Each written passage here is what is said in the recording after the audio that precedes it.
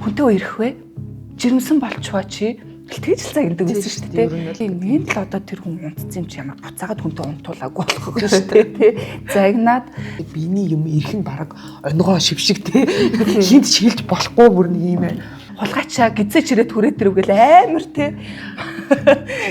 Над тэр хөвтөж байхдаа амар орлон галцсан байхгүй юу? Гэхдээ би жирэмсэн болчихно гэж мэдээгүй шүү дээ гэсэн хүүхдүүд амар хөдөө. Хин намайг шантрахгүй болгох чинь эргээ ахархад хүүхэд л байгаа байхгүй те.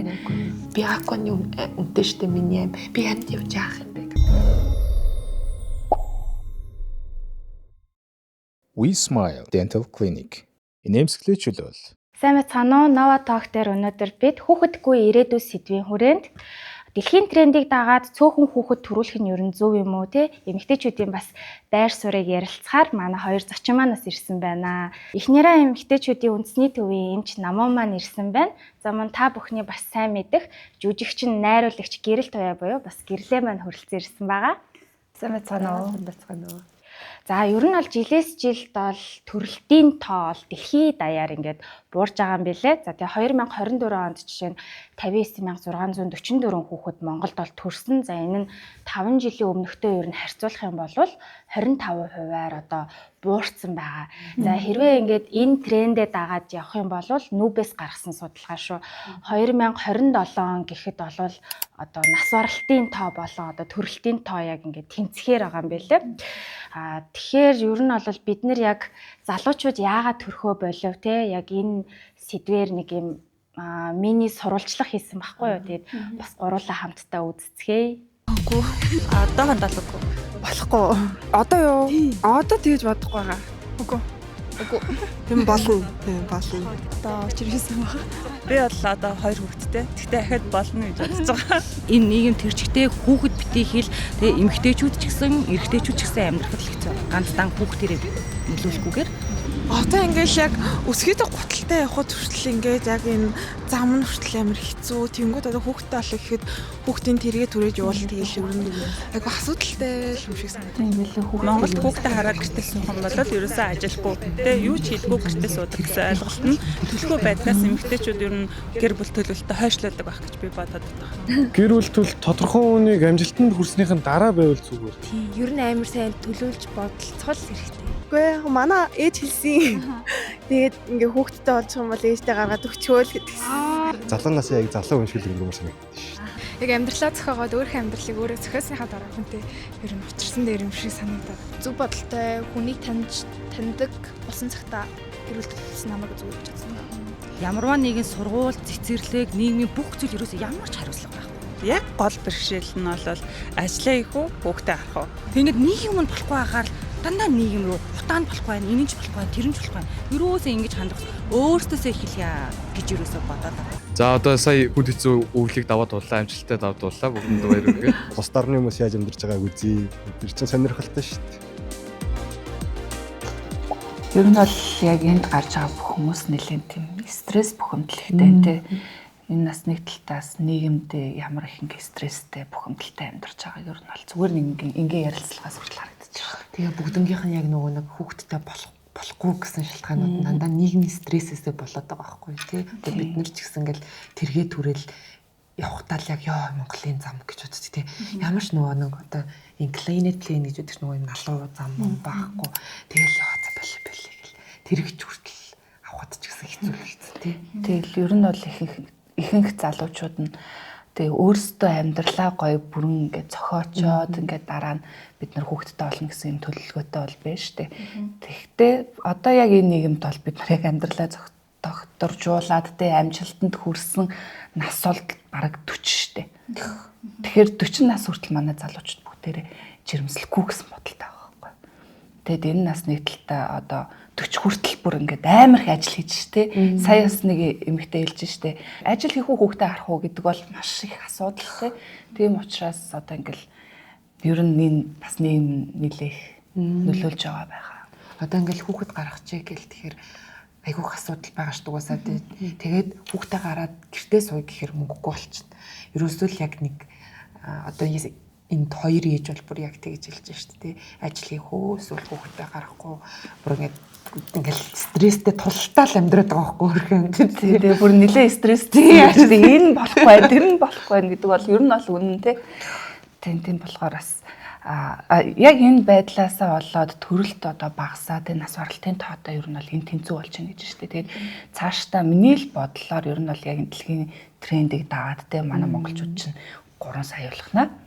Тэгээ бусд орныг ингээд дагаад явах юм бол магадгүй энэний дараа хэдэн жилийн дараа ч те яг энэ судалгааны дараа дахиад 20 жилийн дараа гэсэн чинь нас баралт нь ихсээд төрөлт нь бүр ховорцсон бол эн чинь бол үндэсний аюул шүү дээ.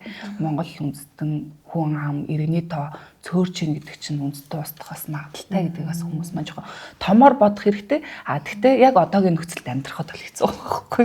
Тэгээс нэг судалгаа уншижсэн чинь 1950 онд ингээд нэг одоо эмэгтэй хүнд нэг 5 хүүхэд оногддог байсан юм байна л да. Ингээд төрөлхийн юу. Тэгсэн чинь одоо ингээд жил ирэх тусам за нэг 2000 онд бол нэг төрөлт айгу ихссэн юм байлаа. Ууг нь бол тэгээд нэг эмэгтэй өнөөгдөх тоо 3 болсон юм байна. Нэг хүүхдээ одоо тэгсэн чинь буураад нэг эмэгтэй одоо нэг 2-ыг л гаргадаг болсон байна гэж байгаа байхгүй. Дээр үед бол ингээл гэр бүл төлөлт мөлөлт баг юм сэдв байгаагүй учраас ингээл нэг 5 маваа байсан бол одоо бол ингээл 2 бол магадгүй одоо бүр нэгч болох юм билүү те. Нэг л хүүхэд хангалттай гэл яг нэг юм тэгэл Япон Солонгост бол одоо бүр хүүхэд төрүүлэхэ бараг болцсон. Нэг амтнд хийжээл тэрэгтэй яваал ингээ харангууд өө хүүхэд юм уу гэж харахаар нохоо ч юм уу муур ч юм уу дотор нь байж идэг болцсон гэж тийм. Тэгэхээр нөгөө хүүхэд өсгөх хүүхэд хийжээх том болох маань өөрөө бас их зардалтай болцсон баг. Дээр үеийг бодох юм бол тийм ээ сургууль цэцэрлэг хоол унд гэл. Тэгэхээр энэ асуудлаас болвол яг төрөлт буураад байгаа хэл та. Яг манай аав ээж өвгөнийх нь ер нь бол айлаас нэг 10-11 үлэм хэлээгээ ээжтэй шүү дээ. Гэтэ яг тийм ингээ хамаатнаас одоо юм олуулаа байх бол гоё санагддаг. Гэтэ одоо бол бас миний хувьд ч гэсэн тийм олон хүүхэд төрүүлэх бол байхгүй. Тэгэхээр бас би бас нэг талдаа яг бас Монголын хүн амыг зөөлөхгүй. Бас тэрэнд нь хувь нэмэр оруулаад явж байна гэх. Өө нэгсгмээр л байгаа тийм манай ихтэй ч. Тэгээд юу юм бэл л да одоо би жишээ нь өөрөө 2 хүүхэдтэй тэгээд 18-тай төрчихсөн баггүй. Одоо 17-тай жирэмслээд 18-тай төрчихсөн. Тэр үед бол би бол одоо жишээ нь өөрөө гэр бүл төлөвлөн одоо тэтүү хүүхэдтэй болно яана маа гэж юу бодоагүй тэгэл нөхөртөөгөө танилцаа суугаал ингээл төрсөн. Тэгсэн чинь одоо энэ залуучууд бас амар өөрлөлдсөн байгаа сте тий би ингээд гэр бүлээ төлөвлөж ийж ингээ амжилтанд хүрч ийж юу яана төрнөө гэхэд миний амар хөшөө шиг ярьсан. Миний үед л гэхэд л би бас тийм юм бодохгүй л төрүүлж исэн юм байлээ. Тэгээ одоо болохоор тэр үед бол би ингээл томьёогоо төрүүлчихэл багаагаа ч гэсэн төрүүлчих гэсэн бол бүр одоо тэр одоо 13 жилийн өмнө ахгүй манай охин ч 13-тай том маань тэгэнгүүт тэр үеийнхаасаа би хүртэл ингээ бодол маань өөрчлөсөнгүй одоо би тухайн үед бол ингээл 4 хүүхэдтэй болно 5 хүүхэдтэй болно одоо одоо гарахгүй эрэхтэй эмэгтэй болцсон гэл бас л нөгөө л яг эмэгтэй хүнд 2 хүүхэд ногдож байгаа тэр юм руу гол орцсон л байна. Тэгээ ятгаад одоо бол би нөгөө сингл мам 2 хүүхэдтэй ганцаараа өсгөн гэл яг л бас яг энэ дээр байгаа шиг. Өстэй ажил хийх хүүхдээ харах гэл тэгтээ тэгэл ажиллаа ингээ хүүхдээ хараад төрүүлэл өсгөөл тийм ээ. Тэгэл бас нэг хүүхэд төрүүлчихэд нэг чанартай хүн болгочмоор штэ тий нэг зүгээр ядчил нэг хэлний боловсралтай гайгүй сургуульд өгчмөр гэдэг. Тэнгүүд ганцаараа одоо тэрийг яаж авч явах уу нөгөө төлбөр мөнгө гэл тэгэнгүүт ч юм бас дахиад одоо би хүүхд төрүүлэх юм бол дахиад төлбөртэй сургуулийн мөнгө гэл байнга л тийм бодож амьдрдаг болсон ерөөс. Яа харахгүй ингээд нөгөө нэг дэлхийн тренд бол угаасаа ер нь бол бууралттай байгаа юм билээ. Одоо жишээ нь Дэлхийн банкнаас нэг юм судалгаа гаргасан юм байна л да. Одоо яг дэлхийн хүн ам одоо ямар гэр бүл ямар тооны хүүхэдтэй бэжэж ер нь бол баланстай байх вэ гэнгүүт нэг 2.1 гэсэн тоо гаргасан чинь Америкийн нэгдсэн улсад бол 1.6, Канадад 1.4, за Украин, Испани, Итали бүр 1.2 ч юм уу те. Яг Африкийн ингээд зарим улсуудад л яг тэр тоо нэг жоохон давцсан байна гэж байгаа байхгүй юу. Тэгэхээр яг манай бас шинэ үеийн залуус ч гэсэндээ дэлхийн трендэд дагаад уул нь бол хувь хүн талаас их бодолтой болцсон байгаад байдаг. Гэхдээ нөгөө тал дээр болохоор дөнгөж 15 охтууд ч юм уу ингээд төрөх нь бас Монголд ингээ ихсэн байгаад байдаг. Тэгэхээр яг энэ тал дээр яг манай хоёр одоо юу гэж бодож байна? Гэрлээ маань одоо бас хиттэй даах ээж болж исэн бэ тий. Тэгээд бас ямар одоо асуудлууд ингээ тулгарч ив тэр тал дээр гоё яриуллаа. Би оюутан байхдаа төрчихсөн байхгүй. Тэгээд яг 20-тоо төрсөн. Тэгээд 3 дугаар курстэй төрж ирсэн. Тэгэл тухайн үед нөгөө нэг ихч маань миний төлбөрийг төлдөг те. Тэгэл нөгөө нэг гэр бүлийнхний итгэлийг алдахгүй би ч одоо энэ сургуульд ингээл амар олон ингээл өндөр төлбөртэй би ингээд юу сурж байгаа учраас би төрсөн чамаагүй. Би тэгээ 10 хоногийн дараа шууд хичээлд орчихсон байхгүй. Тэгэл гэрийнхандаа хүүхдээ орхичаал тэгэл яваал тэгэл тэр чин 3 дугаар курст ингээл яг шалгалтын үе таараал хавар төрчихсэн болохоор шалгалтын үе таараал тэгэл охиноо шууд ингээл хаяал нөгөө нэг өндөр төлбөрийг би алахгүй шүү гэсэн юм бодолтой ингээ явж исэн. Тэгэхээр яг тухайн үед бас яг тийм олон хүүхдтэй болох мөрөдөл би ч нөө айлаас хоёулах нөхгүй дээр нэг ихчтэй. Тэгээд хоёулах найдаг болохоор бас ингээл 5 6 хүүхдтэй те өнөрөгдгөн болохыг бол хүсэжсэн. Одоогийн нөхцөлд болохоор яг ингээд нөгөө ажил дээр гараад ирсэн чинь энэ бас нэг талта юу байхаа ажлын байрны залуучуудад бас нөгөө ажлын байрны хомсдол ихтэй те эсвэл бас хэд өндөр шаардлага тавьдаг. Тэрнээс болоод залуучуудын ажил эрхлэлт нас ховор болцсон юм шиг санагдаж байгаа. Тэгээд тэр нь бас их нөлөөлж байгаа х те өөрийгөө яа гэж иж гэдэг юм бодол бол суудсан байгаа хгүй. Тэгээд одоо бол би бас яг тэрнтэй адилхан юу ганц хүүхэдтэй. Тэгтээ одоо цаашаа тийм өнөр өгдгөн болох бол бодлого байгаа. Тэгээд ер нь бол Монголын нийгэм бол амар хэцүү шүү дээ тий. Эмэгтэй хүн хүүхэд төрүүлэх ёстой. Тэрнээс гадна гоё байх ёстой гэж байгаа. Тэ өөртөө аягүй анхаарал гоё явах ёстой. Тэгтээ хүүхдээ хар гэж байгаа. Хүүхдээ хараад гэртээ бай гэж байгаа. Хүүхдээ боловсралтай ингээд мундаг иргэн хүмүүжүүл сайн хүмүүжүүлэх ёстой. Тэр нь болохоор гэртээ ингээд байгаал яг хүүхдээ анхааралтай ингээд юм болгонд нь зааж өгөх ёстой. Хажуугаар нь ажиллах ёстой, орлоготой байх ёстой. Ингээ хооронд тавцлахгүй байхгүй. Яасан ч хийх вэ гэж. Тий, амар олон зүйл эмэгтэй хүнээс айгүй их шаарддаг шүү дээ. Тэгэл яж ангот нөгөө эмэгтэйчүүд чинь өстө өөрөө хүүхэд гаргачаад өөрийнхөө ингээ яасангүй маасангүй. Тэгээ орлогогүй гэртээ суулаа. Тэгэл орлоготой болохын тулд ажиллангууд хүүхэдтэй анхаарсангүй. Хүүхэдтэй аялаа. Тий. Тэнгүүдээ яг энэ нөхцөл байдлыг хамгийн мундаг нь зохицуулаад байдаг байхгүй. Манай монголчууд айгүй тийм юмд тасан зохицох чадвартай юм шиг байгаа. Дөрвөн улирал тийм улирал болгон дотроо 4 улиралд тасцсан байгаа монголчууд маань тийм айгүй тэрэг өөрсдөө ингээд цагийн хуваарлалтаа ингээд зохицуулаад амжуулаад чадж байгаа. Энэ нь болохоор нэг талдаа эмэгтэй хүн тэр болгоныг ингээд зохицуулж байгаа. Гендрийн эргэтгэж байдал алдагтаад байгаа юм шиг санагддаг байхгүй надаа. Одоо дээр үед одоо манай аав ээж ч юм уу те тэрнээс дэше эрэгтэй хүн гэр бүлээ авч явах хэвээр.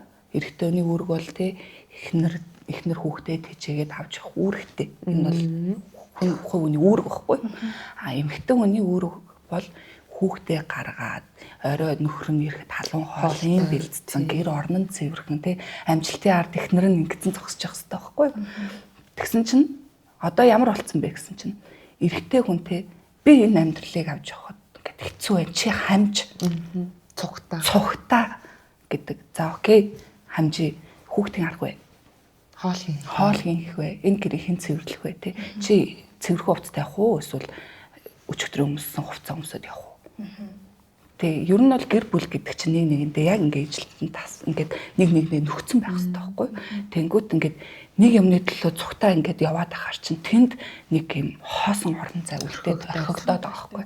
Тэгээд тэр орхигдсноос болоо хоорондоо хэрүүл үсэж чинь айгуу тийм би энэ амьдралын төлөө ганцаар ах чинь л гэж чинь те эмэгтэй нь болохоор төгөлчиг хүүхэд төрүүлээд үцэхгүй юу ч гэж чинь те хүүхдээ чи хин харах юм би чиний хойно агааз те гэд ингээд нэг юм маргаан үүсээд гэр бүл салалт ихсээд тэгэд энэ гэр бүл салалт ингээд айгүй өндөр түвшинд явагдаж байна гэдгийг сонссон залуучууд гэр бүл зохиохгүй залуучууд зохиохгүй одоо явснаас гэл тий одоо хүнээ таних гэж доройж би 5 жил үерхэд баг үлдсэн 5 жилд нь хамт амьдарч үзчихээд тэрний дараа хүүхэдтэй болох төлөвлөгөөтэй байна ч гэнэ үү тий тэнгүүтээ тэр нас бол аль үжээ 40 хүрээд байгаа байхгүй юу те бодоход тэнгүүд Монголын одоо нас баралтын нас хэлээ те Япон Солонгос шиг манайх чинь 90 100 гэл хүн болгонд гоё хөрөхгүй те эрүүл хүнс иддгүү монголчууд эрүүл орчинд анхааргүй те орчин ямар илээ те нөхцөл ямар илээ дээрэс нь улирал бас амар их нөлөөлдөг. Тэгээд амжиргааны төвшин нөлөөлдөг бид нар хизээч одоо эргэн болгон 100 102 3 4 хүрэхгүй. Тийм болохоор бас манайхан өөрсдөө бас насжилтыг бол нэлээд бодох хэрэгтэй байгаа.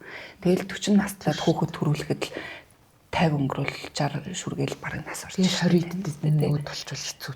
Тэгээ маш их нөгөө хор тавдар тусч гин, өвчин зовлон их тусч гин. Энэ байдлаараа ер нь бол бид нар тийм урт наслахгүй учраас бид нар бас залуудаа гэр бүлээ гоё ингээд төлөвлөд явах хэрэгтэй байгаа. Монголынхаа нийгэмдээ тийм. Тэгтээ бас тэрнээс гадна бидрийг одоо боловсрлоо сая Сандар маань хэлж штэ 15 настай хүүхдийн төрөлт их байна гэдэг чинь. Тэнгүүд одоо залуу уг нь гэр бүл төлөлтийг залуужуулмаар байгавч бид нар 10 жилдээ ч юм уу бас ингээд нөгөө нэг гэр бүлийн одоо хүмүүжлээс ахуулаад бэлгийн одоо бойжил боловсролыг бид нар ингээд хүүхдүүдтэй хэлж өгөх хэрэгтэй байхгүй. Окей ингээд дэмжмээр байна те бас ингээд үерх миний охин гэхдээ өөрийгөө хамгаал гэдэг зүйлийг ойлгуулж өгөх хэрэгтэй байгаа. Нээлттэй харьцах хэрэгтэй байгаа. Хүнтэй үерх вэ? Жирэмсэн болчихоо чи тэгж л цаг гэдэг байсан шүү дээ. Энэ манай хулгайчаа гизээч ирээд хүрээд ирвгэл амар те. Тэр үеийн хүмүүсийн цагналт бол нэлээ амар. Ийм цагналтыг сонссон хүнтэй үерхсэн ч гэрийнхнаасаа нуугаал те. Хүнтэй унтсан ч тэр хүүхэд нуугаал. Магадгүй ингээд гоё нээлттэй ярилцаа ээж би найзлуутайгаа унтаад үзчихлээ гэж хэлэх юм бол ээж нь за та хоёр хамгаалаарэ. За тэгвэл миний охин нэг л байгаа шүү. Тийм нэг л одоо тэр хүн унтцсан юм чи ямар буцаагаад хүнтэй унтуулаагүй болох вэ шүү дээ тий. Загнаад тийм учраас буцаад ээж нөгөө хүүхдтэй ярилцаа. За окей хоёулаа тэгвэл спрал тавилаа. Одоо юм өгчүүд өгт спрал гэдэг юм арч. Үүнээс гаднаас бэлгийн замын халдвар төвчин гэдэг зүйл байгаа. Чиний насны тамга шиг юм өвчин байна тий. Эсвэл бүр ингээд чамаг ингээд хүүхдтэй болохгүй ингээд хэмжээний тийм өвчин байна гэдэг зүйлийг ойлгуулад тэрээ магадгүй хүүтэй ээж авал хүүтэй ч гэсэн иймэрхүү асуудал зөндөө байгаа шүү. Зөндөө юм байна. Энэ бол чиний амьдралд ингэж нөлөөлнө гэдэг зүйлийг гэр бүлийнхэн нь яриад 10 жилийн багш нар ч гэсэн ярмаар байгаа. Тэгээд одоо энэ нөгөө нэг 10 жилийн багш нарыг бас харангуй тас гайгүй нээлттэй юм шиг харьцаж эхэлж байгаа шүү дээ.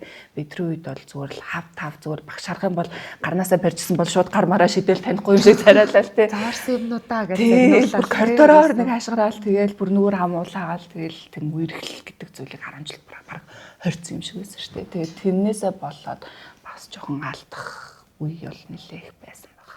Сая нөө гендрийн юг ярьлаа шүү дээ тий. Одоо яг одоо эрэгтэй хүн хийх юм хийгээл эмэгтэй хүн гэтэл бас ингээл эмэгтэйчүүд ч гэсэн ингээл өөрчлөгдсөн тий. Би л тэгэж хоол мол хийж чадахгүй, хувц муцыг нугаач чадахгүй юу яриад байгаа ингээл тий. Чи ч гэсэн өөрөө тэгвэл баг гэд. Бас тэр яг буруу юм шиг байгаа байхгүй тий. Бас л эмэгтэй хүн л юм чи гэртээ хоолыг хийгээл хөстэй байхгүй. Хэрвээ үнэхээр эрэгтэй шигээ байж чадах юм бол эмэгтэй ч гэсэн эмэгтэй шигээл байх хэрэгтэй байхгүй тий. Одоо эрэгтэй үнэхээр гэр бүлээ аваад яваал байвал гэртээ сайхан хоолыг хийгээл өчгөл төө тий.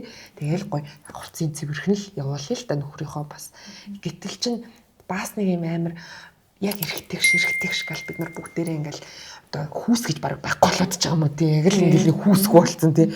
Эрэгтэй эмэгтэй шиг болцсон, эмэгтэй эрэгтэй шигч болцсон.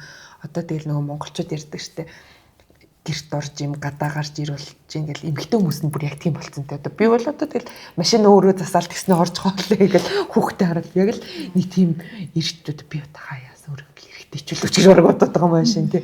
Гэтэл хэрэг магадгүй миний хажууд яг гоё эрэгтэй хүн шиг, эр хүн шиг хүн байвал би эмэгтэй хүн болох л ахгүй тий.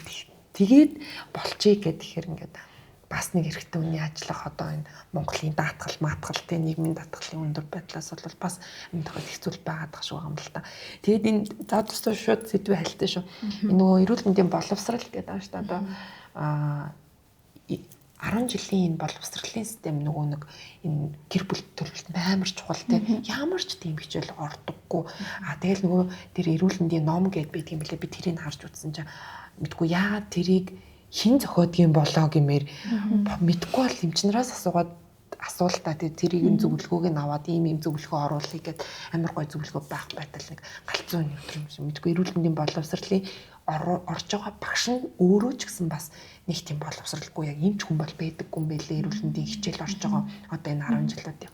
Тэгээ ингээ харахаар бас ингээд гэтэл одоо ингэж нийгмиг ингэж болох муухайлах л та. Гэтэл улсын сургуулийн тэр эрүүл мэндийн хичээл хувийн сургуулийн эрүүл мэндийн хичээл шал өөр байгаа байхгүй. Ингээ харахаар манай хоёр хүүхдийн ингээд эрүүл мэндийн хичээл айгүй гоё ордог. Яг аль биесны сэтгэл зүйчтэй байгаа байхгүй. Хоёр сургууль нь хоёулаа. Тэгээ ингээд одоо манай охины сургуульд яаж ийм нөхөр өдөр болго ингээд сэтгэл зүйч нь ингээд нэг нэгээр нь уулзч ярилцдаг болсон юм байна. Тэрэндээ ингээд хөтөлбөрт нь гэр бүл яаж төлөвлөхөө гэдэг ингээ бас заагаад өгдөг. Одоо зөв юм зааж байгаа мó буруу зааж байгаа мэдэхгүй ч гэсэн ямар ч тодорхой хэмжээгээр бэлгийн харьцаандар бол ийм эрсдэл үүсдэг шүү гэл. Одоо бүр охиныгоо харахаар би бүх ямар мундаг юм бэ гэж миний ингээ биений мэрцэн. Тэгээд энийг ингэж угаах хэрэгтэй байд юм байна. Ингэж ариун цэврээс их хэрэгтэй. Манайд юу ямар ч тийм аагүй штэ биений юм ирхэн бараг онгоо шившиг те хинт шилж болохгүй бүр нэг юм байна. Тэгэхээр ингээ бүр ууг нь л ингээл яг боловсролын системэндээ уг нь одоо улсын сургуулийн ч гэсэн тийм байх хэрэгтэй байхгүй юу тий. Гэтэл нөгөө нэг л ажлын байрны хомсдол буюу олдохгүй тэр гоё хичээлийг заах юмч байхгүйгээс тэнцээ хичээл. Тэгээл тэгэнгүүт чинь тэр хүүхдүүдийн эрүүл мэндийн боловсрол унаад эхэлж байгаа. Тэгээл нөгөө нэг яг ингээл дахиад бүх юм холбоотой шүү дээ. Эрүүл мэндийн боловсролгүй болонгууд ч одоо нөгөө яаж төрөх үг л одоо манай эмнэлэг дээр ч гэсэн айгүйх ингээл 14-тэй 5-тай хүүхдүүд ирдэг байхгүй жирэмсэн болцсон ирдэг зөндөө байдаг. Тэгэл үр хөндүүлэх үү яах уу гэл тэгэл үр хөндүүлэлтийн асуудал болонгууд ихэвчлэн тэр хүмүүс бүгдээр ямар ч эрүүл мэндийн боловсролгүй би жирэмсэн болчихно гэж мэдээгүй штэ гэсэн хүүхдүүд амир их байдаг. Одоо тийм үйлдэл хийгээд жирэмсэн болохоо мэдхгүй байгаад штэ. Тэгэл ээжтэйгээ ирдэг ээж нь дандаа загиндаг ч юм уу. Эсвэл бүр ээж аав нь байхгүй ч юм уу. Тэгээ үр хөндөлтийг тэр чинь насан туршаагүй хүүхд учраас заавалчгүй асран хамгаалагч нь ирж одоо тэр үр хөндөлт хийх хэвээр. Яг тэр нөө насан туршсан үний гараа үсгтэй тийм юм хийх байтал нөгөө ээж нь ингээл өөрөө загнаал зодоолгоо байхгүй. Яг эсвэрнээрээ тэр хүн хүүхдтэй яг хэлж өгсөн байсан юм уу тий. Одоо миний охин ингээд яг сайн ярьж байгаа шиг ингээл найз залуутай болцсон. За тэгвэл ингээ шүү.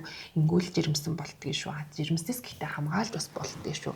Тэр үед нь болтгий шүү. Энэ овуляц гэж юу гэдэг ингээл тэр болох боловсрал одоо жишээ нь биений юмны боловсралыг эрүүл мэндийн хичээлээр заамаар байдаг байхгүй одоо биений юм ч одоо 28 юм хүчлэгтэй байдаг шүү 28-аас 37 хоног тэрний дор 2 дахь 7 хоног тэр жирэмсэн болох магадлал өндөрсдөг шүү ямар ч тийм бол байдаггүй мөнгө одоо гадаадын сургуулиудад ордог л байлгүүдээ бодвол тэгэхэд манайханд ямар ч тийм юмгүй байгаа учраас ингээл гэр бүл төлөвлөлт нь айгүй хэцүү болчихдог байхгүй ингээд харахад бол нэг бол хит залуу нэг бол хит хөгшин төрөлт. Тэгэхээр яг ингээ голын зүйл нь болохоор одоо яг бид манай үеийнх ч юм уу те манайхс ч доош анги үеийнх нь энэ болгон зүйл сургамж юм шиг аваад тэгээд ингээ бодолтой хит ингээ гүн амар юм байна гэж бодцсон те.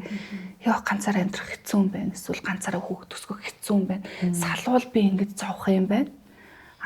Би өвчгүй хүүхэдтэй олчих юм бол юм болох юм байна гэсэн юм бодлыг бол өөртөө суулгаад тэгээд өөрөө гэр бүл төлөлтөө нэлээд хойшлуулад байгаа. Ер нь манай ер нь 5 найз дотомд 2 нь бол тийм байгаа шүү. 3 нь бол яг тэгээд хажууд нь сургамж олцсон тийм. Нэг нь яг оноо олцсон тийм. Нэг нь бол яг ингээл гэрте байг байдаг, нөгөөдг нь салаад үзсэн тийм. Нөгөөдг нь ганцаараа өсгөж өмсгцэн. Бүр 3 божиг нь олсон тийм. 2 нь бол нөгөө 3 хараад боли. Тэгэл эмэгтэйчүүд чи хоорондоо ярилцдаг те ингээл хэцүү байна гэж уйлангууд нь хажууд ингээл байж байгаа тэгвэл тэр болгон хажууд байгаа ч гэсэн сурамж болсон байдаг байхгүй. Тий.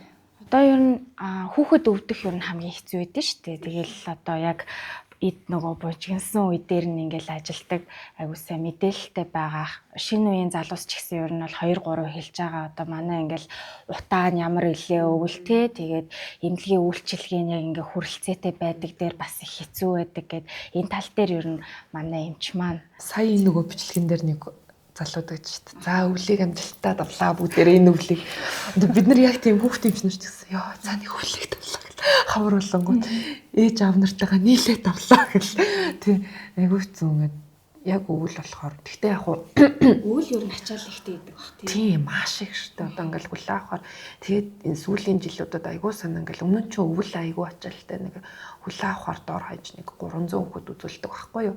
Манай эмнэлэг гэхэд ч л одоо 400 ортой хүүхдийн 400 ортой бол өвлийн үйлрэлт бид нар дандаа юугаа нэмэл 500-600 орт дийлэгдэг. 500 орт дийлэг гээл тэгэл дийлэгдэг. Одоо бүхэл улсын эмнэлгүүд тийм хувийн эмнэлэг чивтгэд олддоггүй шүү дээ. Тэгээ нөгөө эмнүүд амар үнэтэй хүний хүүхдэд эм бичээл өгч орчин нөгөөдгөө авчдаггүй. За тэгэл авч чадахгүй эсвэл нөгөө алтдаг оног уучна. Тэгэнгүүт ч ингээл бас ингээл хүндрээл ороод ирдэг. Тэгэл яалтчгүй им авах мөнгө байхгүй гэдгээ ингээд шудраг хэлдэг хүмүүс бас байдаг. Энд чинь им авах мөнгө байхгүй шүү дээ. 2 3 хүүхэдтэй. Тэгэл хөвтий бүгднгийн аваа хөвтий гэж байгаа. 2 3 хүүхэдтэй гэдэг. Гэхдээ нэг хөвтийг шаардлагагүй шүү дээ гэд бас тийм юм байна. Хөвтийг шаардлагагүй шүү дээ гэхээр им авах мөнгө байхгүй. Тийм ч одоо тэгэл цаад хүний хүүхдийг хүндрүүлэлттэй юм шиг л хөвтүүлээл имчилгээс орох байхгүй. Тэгэл сүүлийн үед ингээл уг нь зундаа ингээ өвчлөл гайгүй буурчдаг байсан дээр үйл амар хөшөмсөлөө. Гэтэл сүүлийн 3 жил бол ерөөсөө өвчлөл буурахгүй байна. Яг ингээл өвөл 300 үед байсан. Одоо ингээл өнөөдөр бидний үл ах үзлэг бол 200-тай 200 үедтэй гэл. Тэгэл яг л ингээд нэг юм уг нь бол одоо ингээд амьсгалын дээд замын халдвар гэж ярьж байгаа шүү дээ. Тэгээ одоо энэ ханаад мүлгэдэг өвчнүүд байгаа гэдэг. Эдгээр чинь бүгдээрээ бусад улс оронд яг байдаг. Гэхдээ энүүгээр хөвтөлт айгу бага байдаг байхгүй юу? Одоо гэрээрээ эмчилждэг гэсэн үг. Хөнгөн эмнүүдээ угаад ингээд их байдаг боловч эмнэлэгт хөвтөх тоон бага байдаг. Гэтэл манад эсэргээрээ эмнэлэгт хөвтөх тоон энээс шалтгаалсан эмнэлэгт хөвтөх тоон айгу их. Гадны орнуудад архаг өвчнөөсөө болоод хөвчлэн эмнэлэгт хөвтдөг байхгүй одоо хүүхдүүд нь юу гэдгийг одоодны архаг өрөвсөлж байдаг юм уу эсвэл одоо хавдар тийм ээ. Гэтэл манад эсэргээр тэднэрийнх нь хөвтөлт нь айгу бага айгу хэцүү шүү дээ тэр хүүхдүүдийг одоо манай ингээл эмнэлгийн ханаад ихсэл ирэнгүүт чинь бид нар чинь ингээл дотрын тасгуудынхаа тоог жоох цөөлөл эхэлдэг байхгүй юу.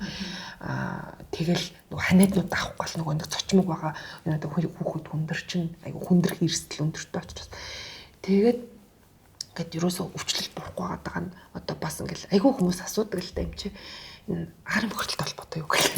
Одоо үнэхээр мэдэхгүй байна тий. Бас шууд би энэ утаанаас болоод мэдээж нөлөөлж л байгаа шүү дээ. Энэ уушгийг тодорхой хэмжээгээр гэмтээж байгаа. Тэгэл ааны гайгүй хүмүүс нь бол ингээл одоо хүүхэд өвдөгч айгүй хэцүү болцсон. Амар үнэтэй болцсон. Ингээл тэрнээсээ болол бас хүүхэд төрүүлэхгүй ч юм уу тий. Одоо тавьж өстой хүүхэдтэй болохгүй. Гэтэл бас нэг юм боловсралтай холбоотой амар олон хүүхдтэй хүмүүс байдаг л да ялцчихгүй. Тэгээд тэд нар маань яг л нөгөө эмээ авах мөнгөгүй шууд ингээл хөвтдөг болсон. 4-5 хүүхдтэй. Тэгэл 4-5 хүүхд чинь нэг л хүүхэд өвдгöd нөгөөд нь цуг өвддөг байхгүй юу угаасаа. Өвддөг. Одоо 2 ихэр хүүхдтэй нэг нь өвдгöd нөгөөд нь яг өвддөг те. Тэгэл гэр бүлээрээ л ханаад хүрээл. Тэгээд тийм учраас одоо ингээд эрүүл мэндийн боловсролыг бас ингээд сайжруулмаар байгаа байхгүй юу. Одоо ханаад хөрөнгүүд нь одоо эмнэлэгт очиж үзүүлэн гэхдээ эмээ цаг тухайд нь нуунд гэд ерөөсөө манад ингээд нэг юм авцалтаагүй болсон бүх юм. Эрүүл мэндийн боловсролч байхгүй. Гэтэл боловсролтой болоод мэдээж хэрэг мундаг хүмүүс байгаа шүү дээ. Айгуу сайн эмийн цаг тухайд нь өгчдөг. Тэгэнгүүт ч нөгөө эм нь одоо жоохон мууч байдаг юм уу. Эсвэл үнтэй ч гэдэг юм эмээ авчдаг. Бүх юм ингээд холбоогүй л байгаа юм шиг санагдаад байна. Бүх боловсролын эрүүл мэндийн ямар ч уялдаа холбоо байхгүй шийдвэр амьдралын төвшин хүртэл яг яах учраач мэдгүй. Тэгтээ хамгийн амарнд бид нар өөрсдөө бүх юмаа зохицуулаад юм байна.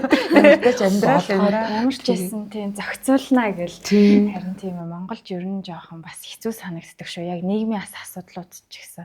Яг гэхдээ одоо ингээл та хоёр маань хоёулаа ээж юм чинь бас ингээл санджил байгаа илгүй эмэгтэй хүн чинь ингээл жирэмсэн болох үе байна тэ хүүхдэд төрүүлэх үе байна яраа үед нь гэртээ суух үе байна яг энэ үедүүд ингээл нэг юм сорилтууд ирдэ штэ тэр одоо яг ингээ ямар одоо өөрөө ал ингээ эмч өөрөө ал ингээ жүжигчин хүн байгаад байгаа штэ тэгэхээр яг ямар сорилтууд ингээ яг ирж исэн бэ яг охтуудтай эмэгтэйчүүдтэй бас ингээ хэлэхэд тэ миний ажил мэргэжлийн онцлог гэдэг чинь одоо гоё цаг наргуу тий шүн оройгоо хэдэн сар ч юм мэдгүй хэдэн жилээр ч юм байхгүй болох юм юмтай. Тэгээд ер нь бол манай охиныг манай гэр бүлийнхэн өсгсөн. Тий зарим үедээ би очиж байгаа. Тий охин авч байгаа. Тэгэл нөгөө нэг зургандаа явах гэж нү гэл яваад өчтөг. Тэгэл зургандаа явлаа гингүүт л манай охин гэл ингээл эхэлдэг байхгүй. Тэгэл за ээж нь буцаад ирнэ штэ гэж тайвшруулаад. Тэгээд ер нь бол яг өсөж байгаа үед нь ингээд сайн хараад тийм бол мундаг сайн ээж бол байгаагүй. Бас байхгүй байна. Одоо хүртэл те.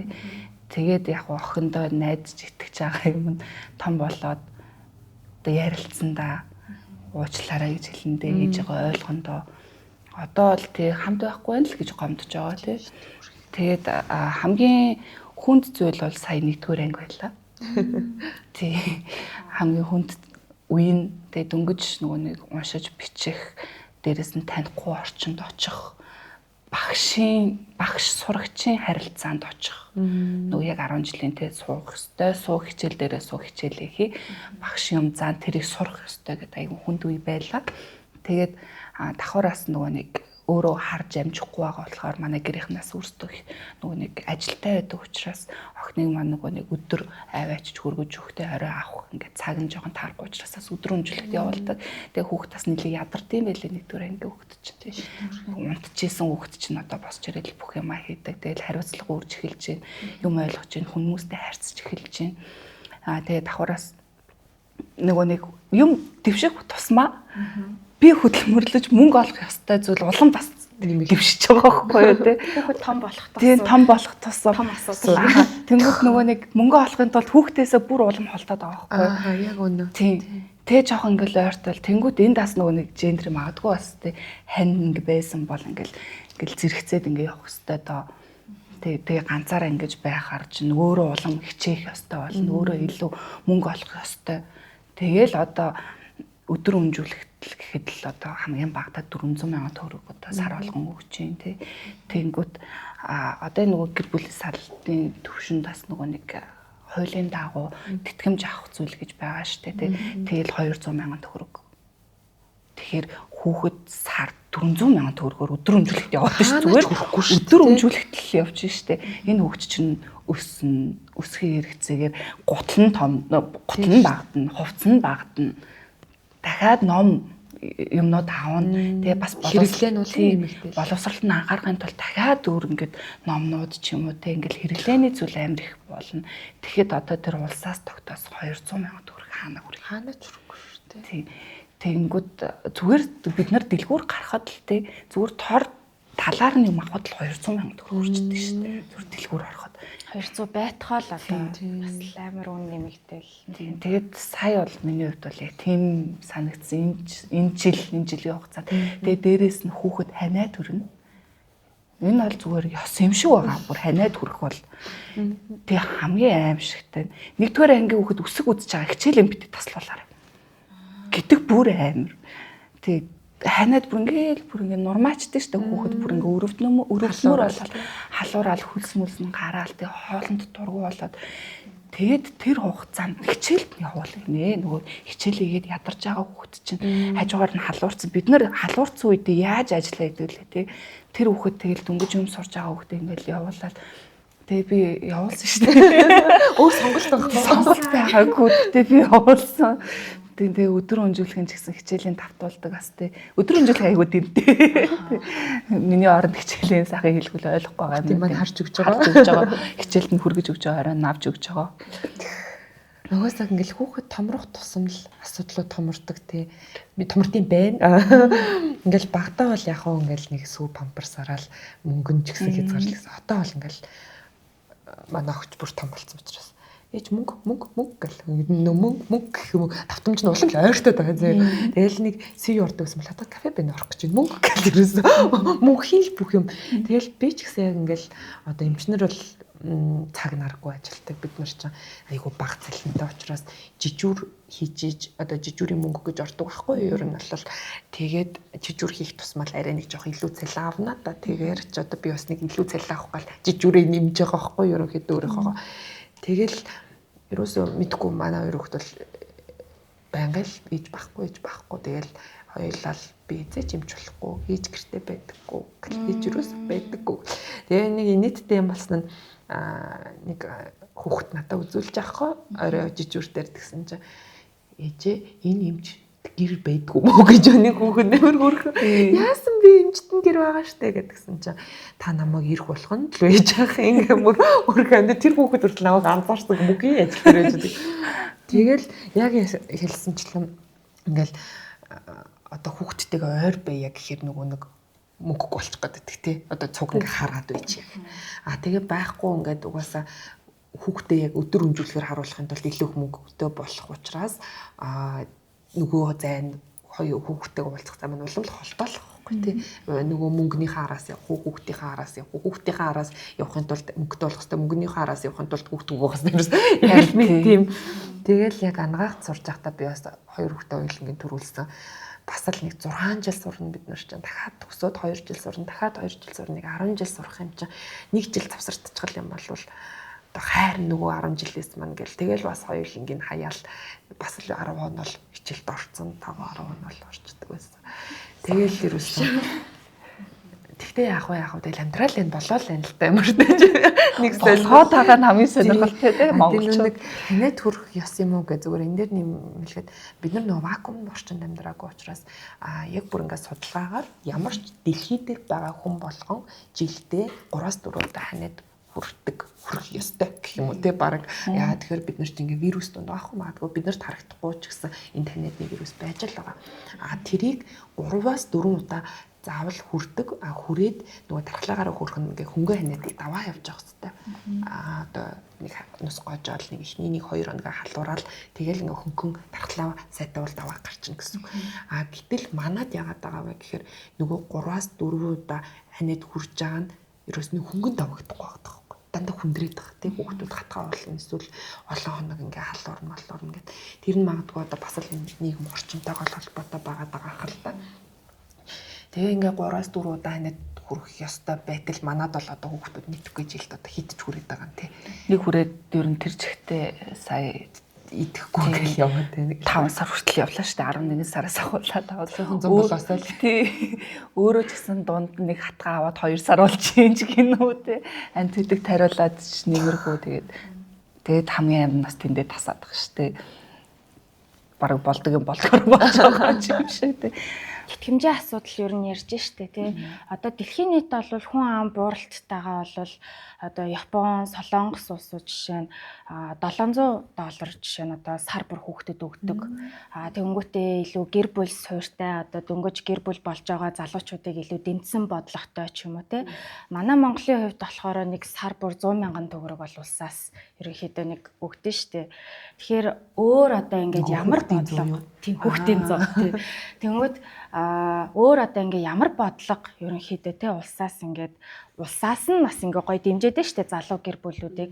Тэгэхэд манай Монголд бол харьцангуй одоо аавын тэтгэмж нь бас нэг амар хариуцлагыг хүлээлгэхгүй байна тий.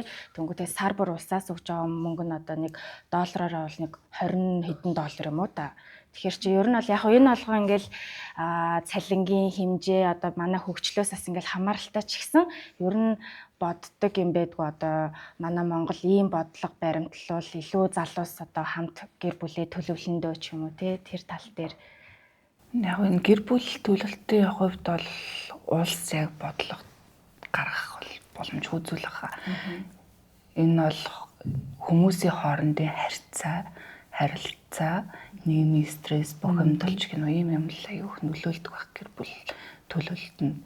Улсын бодлогот л одоо нөгөө тэтгэмжийн одоо асуудлууд байгаа шүү дээ. Энэ тэтгэмжийн асуудал болохоор альва хүнс ногоо махны үнийг ихсэгжил байвал тухайн юугаар бас нэмж явах хэрэгтэй юм шиг санагддаг надад. Тэгтээ бол би охиныхоо тэтгэмжийн мөнгнүүдийг одоо нөгөө улсын хүүхдийн 100,000 төгрөг шүү дээ. Тэрийг бол авч байгаагүй дөнгөж төрөхт нь нөгөө нэг 18 нас хугацаанд одоо нөгөө хадгалжтэй шүү дээ. Авах боломжгүйгээр тэгж шууд тэнтэйгээ холбогддог л доо.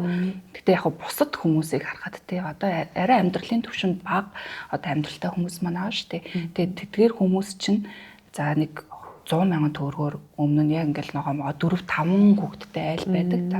Тэгэл болгож исэн. Тэгсэн чинь 100,000 байранд агаад байдаг махны үнэ л ихсээд байгаа чинь нөгөө нэг 100,000 төгрөг чинь хаанаач хүрэх болждаг. Нэг талдаа бас юм. Нөгөө талдаа бас хэд даврууч гэх юм уу хүмүүс тэтгэж хүрэхгүй штэ.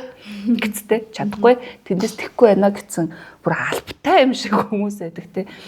Тэгэхээр одоо яг ингээд тэр бодлогыг л одоо барих ингээд яаж зохицуулах вэ гэдэг зүйлийг л гаргах байх л та бид гэдэгтэй сайн мэдэхгүй зүгээр миний хувьд харж байгаа л тийм баг. Би ямар нэгэн өмнөлөө нэг яжсан шүү дээ гэр бүл батлуулсан 2 хосоо 500,000 төгрөг өгөмж илүү тийм юм болж исэн баггүй. За тэрүүгээр чинь хэвээр нэр хүн болгон худалчинд гэргэлтэй батлуулаад 500,000 төгрөгийг авах юм бол тэгэхээр нөгөө тэтгэмж үр амар зүв байх хэвээр тий. Буруу тэтгэмж өгөөд байх юм бол тэр бол бүр ингээ хавтгаар л болоод хүмүүсийг улам залхуур руу оруулж байгаа. Тэгээ тэр чинь хэдэн онд гэлээ 2005 онд л үлээ. Тэгэл 10 онд ч үлээ. Тэгэл өстө баахан хүмүүс гэрлэлтэй батлуулж байгаа байхгүй. Би тэр үед чи өрх хэмжижүүлээ нөгөө нэг гэрлэлт батлуулах чинь бас нэг шинжилгээ гэдэг дээ шүү дээ. Тэгвэл амар олон хүмүүс хуурамчаар сууж байгаа байхгүй ерөөсөө. Тэгээд тэрний дараа буцаад хэдэн жилийн дараа нөгөө нэг сарлалтын тогссон байхгүй юу? Одоо нөгөө нэг хурамчаар батлуулсан юм чи яах вэ мөнгө авах гээд буцаад идэл чи салгана шүү дээ угаасаа. Тэгээ бас ингээд сарлалтын түвшин айгу өндөр болсон юм байлээ. Ер нь бол тэр үеийн тэрнтэй холбоотой.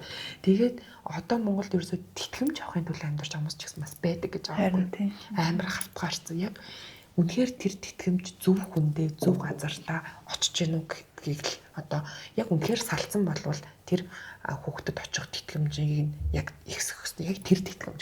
Тэгэхэд хэрэгцээгүй маш олон тэтгэмж байдаг юм лээ. Одоо хүний өмнөөс амьдарч байгаа шүү. Нөгөө хорооноос өгүүлэхүүдээ гэдэг шиг тийм юм айгу болсон болохоор зөв тэтгэмжийг зөв мөнгөнд дүнгээр л тогтоох хэрэгтэй. Яг л энэ салалт дээр дээрэс нь одоо нөгөө өнчөрсөн хүүхдүүд одоо нэг ээж нь ч аав нь ч нас орчгаар бас тэтгэмж авдаг шүү дээ. Тэр чинь бас нэг 100 хэдэн мянга л байна. Юу гэсэн юм бэ? Бүхэл бүтэн тижээгч алдчихад байна шүү дээ. Тэр хүүхд нэг ээжгүй нэг аавгүй ингээд өсөд байгаа. Тэр тэтгэмж бол амар бага бас. Яг зөв тэтгэмжүүд ингээд амар бага байгаа байхгүй. Тэгсэн ирнэ нэг юм сонин одоо тэр яад гэлээ нэг юм ямар ч тааш нэг хорооноос өгдөг нэг олон тэтгэмж байдаг л тэр мөр нь бол арай дэндүү ингээ буруу юм руу байгаа. Тэгээд ер нь баган тэтгэмжээр хүмүүс манаас өөрсдөө болгоод амьдраад ингээ тасаад байгаа шүү дээ. Ер нь нэг жоохон л юм өнгө шууд тэндээ тасдаг ингээ ард түмэн байгаа байхгүй бид нар. Тэгэхээр одоо магадгүй зарим тэтгэмж бол боловч хэрэгтэй.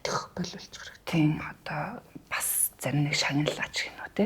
Шагналдаад ингээ цугтаа хавсралдаг ердөг мөнгө хэрэгцээгүй зүйл юм шиг надад бол санагддаг л та. Тэгээд харин тэрний оронд ажлын байраа ихсгээд өгч. Хүмүүсийг аавг дотроо багсгаад ажлын байраа ихсгээд ард түмэн болгон бүгдээрээ сайхан ажлын байртай баймаар шүү дээ. Тэгэнгүүтээ ямар нэгэн үйлчлэгээ ч юм уу эрүүл мэндийн талаас одоо үйлчлэгээ авахд нийгмийн татгалт төлсөн үү? Тэгэх юм бол энэ дүнгүү эрүүл мэндийн татгалт төлсөн үү? Тэгвэл энэ дүнгүү зарим гэр бүлд ч юм уу зарим хүмүүст бол тэр ингээд төлөх боломж болцоо бол байхгүй. Тэнгүүт бас үнгүү хэвтчмээр байдаг эрүүл мэндийн даатгалч гэнэ үү те. Тэгээ тиймэрхүү асуудлууд амар их байгаа.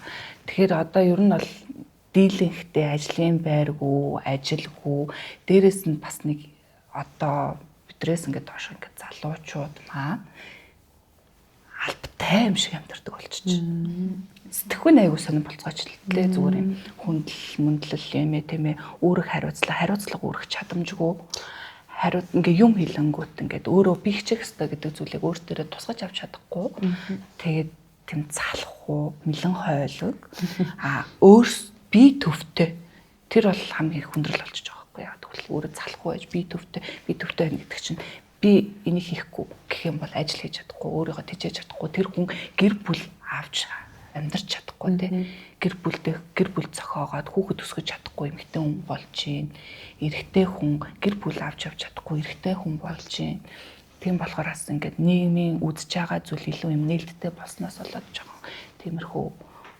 хүмүүс их ингээд гарч ирж ийн л гэж юм бодоод байгаа зүгээр онлайнаар сууж байгаа би нам өнгө чи олчих шүү дээ гинж гинүү тий хөдөлмөр эрхлэх нэг тийм сонирхолгүй залхуу тэг нилээн л ер нь би төвтэй залуучууд амар их гарч ирсэн юм шиг үлээ. Тэгээд би чадахгүй гэл хамт олонны ажлыг ч юм уу те албан байгууллагын ажлыг зүгээр ингээ хаяад явчихдаг хүмүүс. Биш амар их гарч ирж байна одоо. Ер нь хүн ажиллах аюу хэцүү те. Тийм. Өөрөө л ажлыг л ажлын зар тавиалгаа энэ юм хоёр талтай те одоо ингээл хүн ажиллах ажлын зар тавихаар юус хүн ирдэггүй тэгсэрний хүмүүст ажил олдохгүй байх гэдгээд байдаг. Тэгэнгүүт эсэргээрээ бас л нөгөө нийгмийн татгал амар өндөр учраас ажилтан ажилуулад хангалттай цалингийн ажил олгогч өгчий гэхээр нөгөө татвартаа бүх юм нь баригдаад нөгөө хүндээ бага цалин өгөх гээд байдаг. Тэгэхээр нөгөө нэг эргээд бас олдох ажилчин баг багтах байхгүй. Тэ цалин багтай юм чи орохгүй гэд хийх юм баггүй. Тэгэнгүүт ажилтангаа бас солимжуулчих гэхээр нөгөө ажил олгогчд бас нөгөө нэг татвар матурын дарамтаасаа болоод бас хэцүү юм байлээ ер нь. Та хоёр гэхдээ одоо яг ингэ санагдчих байгаа юу? Надад юу сүүлийн тийг санагдаад байгаа байхгүй юу? 3 жилийн өмнөх 50,000 төгрөг. Одоо байгаа 50,000 төгрөг хоёр амар ялгаатай. Тэнгэр газар шиг ялгаатай. Тий. Одоо бол 50,000 төгрөг бол 50 төгрөг шиг дурсчилж штэ тий. Тэгэл нийгмээрээ нэг тийм бүрэнхий болоод нэг жоохон айцгүйтэй тий. Жоохон нэг тийм стресс бухимдал ихтэй, ядуурл ихтэй, үр зээл ихтэй хүн болгон аппликейшн дээр зээлтэй. Тий. Тэгэл нэг тийм стресстэй, хүнтэй харьцах ч амар хэцүү төвхтэй болсон. Ажил хийгээл явхад ч хэцүү болсон. Гадуур явхад ч хэцүү болсон. Гадаа гарч шоудгаж ч хэцүү болсон. Тэгэл тийм стресстэй. Шоудгад ч хэцүү. Чихэн дээр ингээд өдөржингөө нэг юм дүв гэж хөгжим яваад байгаа юм шиг яг ингээл өдрөө нэг яг тэгж яваад байгаа юм санагдаад байгаа ш. Зөв юм болгоныг сайхан хүлээн зөвшөөрчих гэдэг өөртөө тайвшруулыг тэгж одоо үүсгдэг болцсон. Хүн ууралж ивэл хүн уралдагтөө гэд энэ надад тайвшрал. Би одоо сондроо урлах юм бол сондор яагаад урлаад байгаа юм бол гэл. Ингээл бодчих юм бол стресс гэдэг юм байхгүй тий. За сондор урлж дөө. Гэл бодчиход надад амраа моглон тий. Хүүхд өвчлөө гэж шаналхгүй.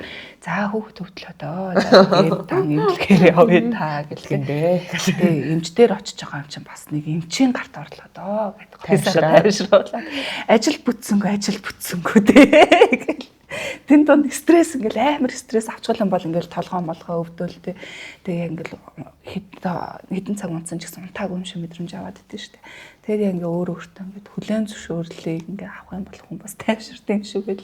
Тэгээ энийг юм одоо тавир гайх ч юм уу одоо ингээл бид нэр ингээл амар стресстэй юм улс амар хэцүү болохоор манай улсын төрөлт ингээ одоо бид нэр төрхөө болоод ингэж одоо ингэж ярьж байгаа штэ. Гэтэл одоо Солонгос, Япон гэдэг чи одоо амар гоё хүүхэд төрлөө гэхэд амар гоё хангамж сайтай шүү дээ. Нэг хүүхэд төрлөө гэхэд одоо улсаас тэдэн нас хүртэл ингэж бүх юм нүгтмүгт гэхэд байхад тэдний төрөл бас буруу байгаа байхгүй тий. Уг нь ингэж амьдрахад мангар гоё таатай орчин байгаад нь шүү дээ. Тэгсэн хэрнээ одоо бидний яг шалтгаан нь өөр байгаа. За одоо Солонгост хүүхэдтэй болохгүй байгаа шалтгаан нь болохоор хүүхэд төсөхөд айгүй үнэтэй бид нар чанартай л хүүхэд төсөх хэрэгтэй тий. Өрсөлдөөн хэрэгтэй. Одоо биднийх шиг ийм стрессээс болоод хүүхдтэй болохгүй биш байгаа байхгүй тий. Тэгэхэд манайх болохоор нэг ийм гэхээр одоо яг яагаад одоо ингэ Солонгос, Японд гоё байгаа хэрнээ бас ингээл Америкт ч юм уу төрөл буураад байгаа юм болоо. Тэр болохоор одоо бид нар чинь хүс үедээ гадагшаа явж тий. Манай залуучууд хэл аягүй мундаг болж байна тий. Одоо залууч бүгд л гоё англиар ярьж байгаа юм. Тэр мундаг хүүхдүүд тэгээд нөгөө нэг гадагшаа гадны соёлыг судалж эхэлсэн. Монголыг хайцсан. Гадны соёл гоё. Хоёул англиар ярьж байвал гоё, cool тий. Энэ бол тренд болсон. Угаас гадаад ингээл англи хэлтэй доройж 2-3 хэлтэй хүүхдүүд байгаа ч л тренд. Тэгэл гадны соёлыг дуурайдаг болсон. Гадны бүх зүйл гоё санагдаж байгаа учраас яг өөрсдөө гадаадад амьдарч байгаа юм шиг Монголд амьдардаг байхгүй юу тий. Үгүй манай Европт тий одоо нэг манай баруунд тэгдэг шүү дээ. Манай баруунд ч ерөөсөө одоо төрхөө бэлдсэн шүү дээ гэдэг зүйлийг Монголд авчирч ирээд байгаа байхгүй. Тэгсэн чинь яг ингээд томоор ингээд харахад бол манай үндэстэн 3 саяхан энэ төрөлтийг багасгах гэдэг бол үндэстэн устдахын илрэн шүү дээ. Устдаж магадгүй.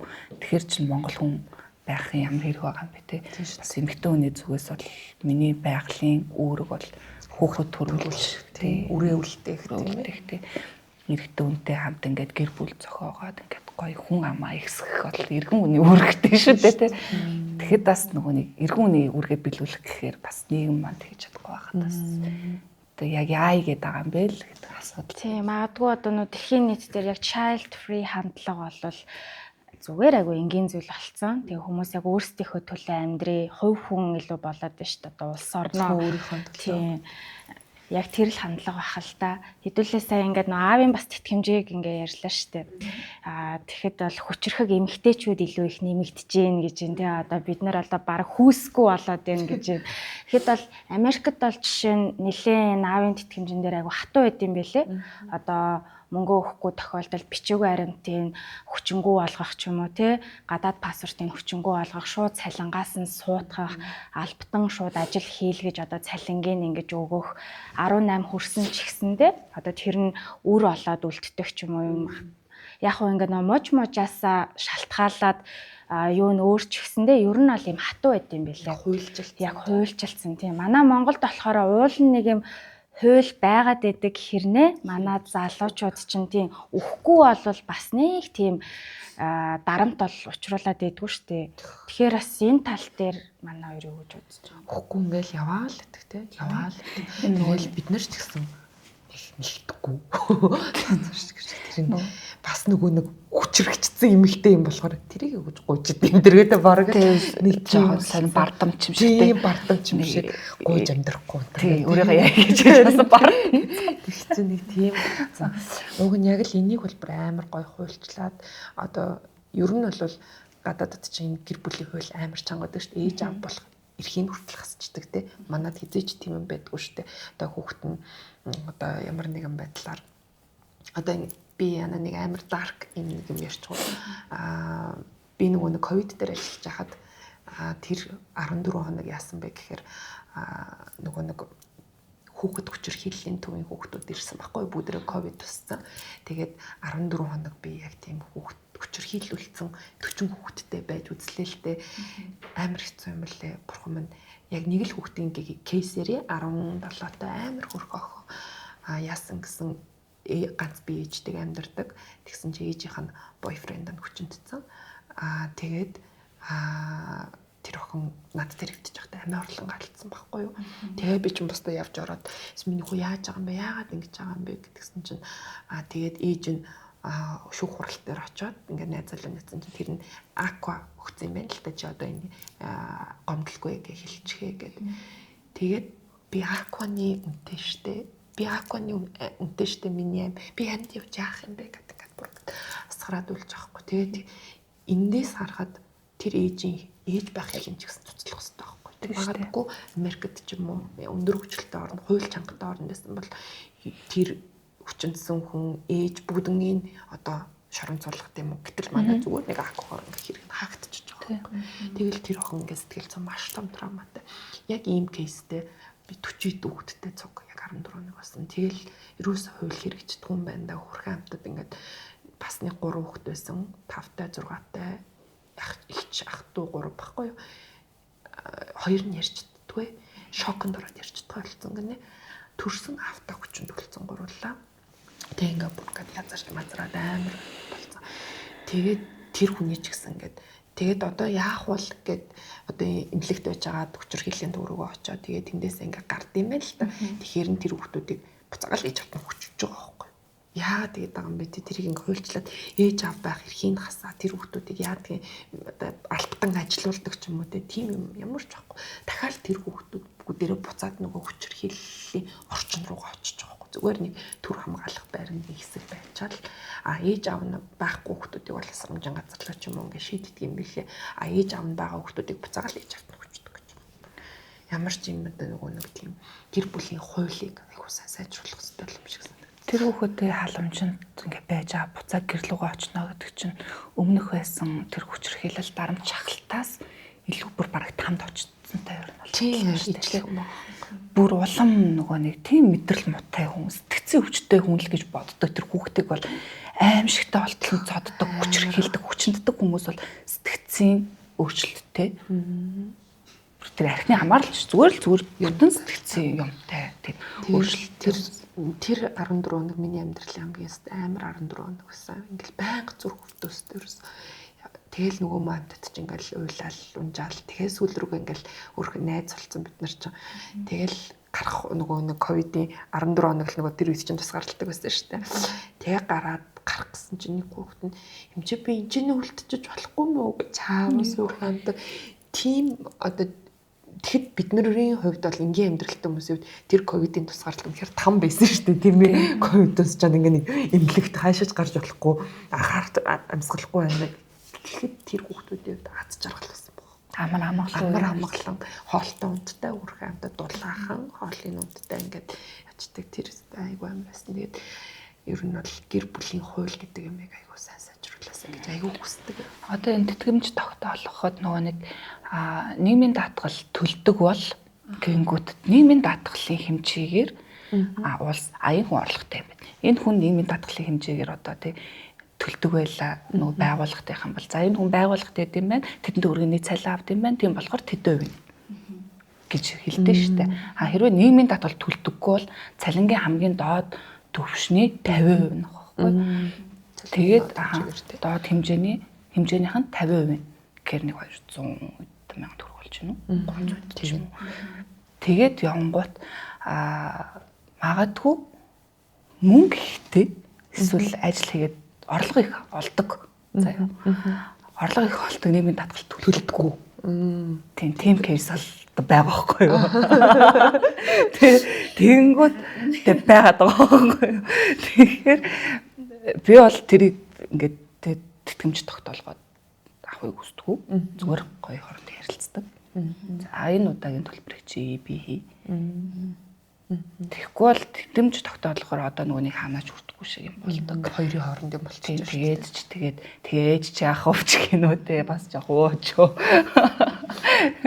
Тэгээд зүгээр л хоорондоо ярилцчихдаг асуудал.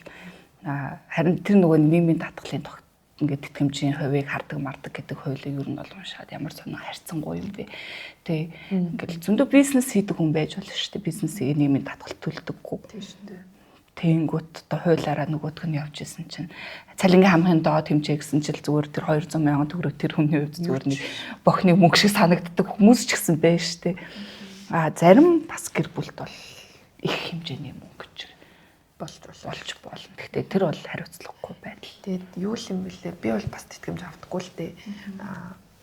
Тэгээд ингээд шүүх хурлаар ингээд эхлээд хайлгсан байхгүй. Одоо би нөгөө ерөөс холбоогүй байхгүй хоёр хүүхдийн аавтай.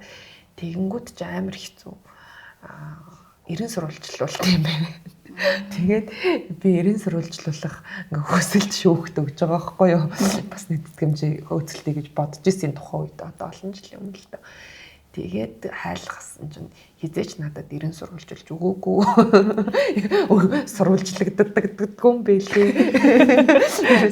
Тэгэл ямар ч зүгээр 90 сурвалжлах уу юм өгсөн. Тэгээ яг нэг 2-3 удаа гэрлүүнд очдөг юм шиг байлээ.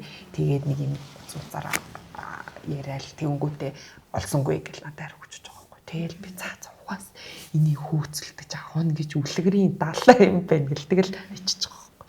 Тэгэл ямар ингээ ууг нь бол санаагаар болдог бол надад жинкнээсээ 90 сурвалжуулж өгөөд олоод би бол ядаж тэр 200 мянган ч их авчмаар байгаа байхгүй юу.